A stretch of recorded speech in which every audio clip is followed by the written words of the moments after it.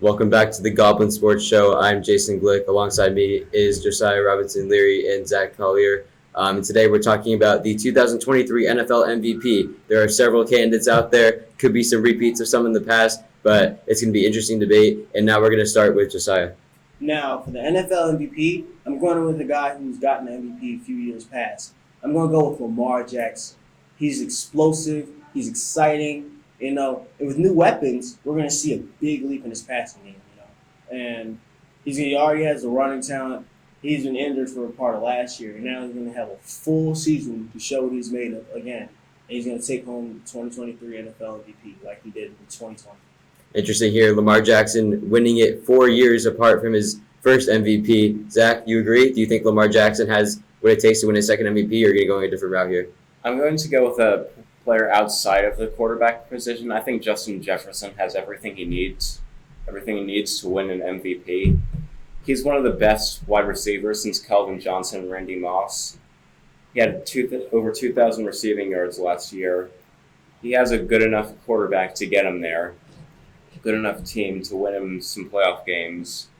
Most importantly, he's just way above all his competition.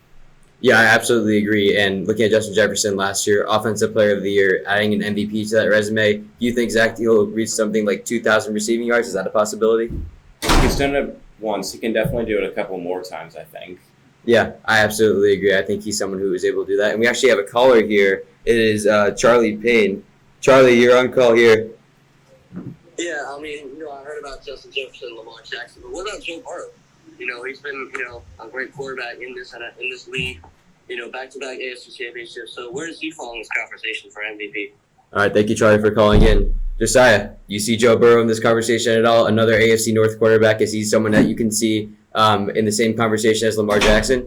Now, I think Joe Burrow is going to have a fantastic season. I think they're going to go far in the playoffs. But with all the other candidates for the NFL MVP, I just don't think he's going to come close. There's going to be players making huge leaps this year, and I can't see him making a leap like Lamar's going to make. Lamar, I feel like he's going to come out and show us how he looked in 2020, maybe even better. And we have guys like Patrick Mahomes, who's there every year fighting for the award.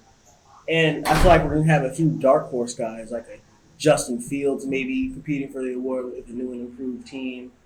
And again, there's other guys out in the NFC I like. And, like Jalen Hurts, he came close last year, second in voting.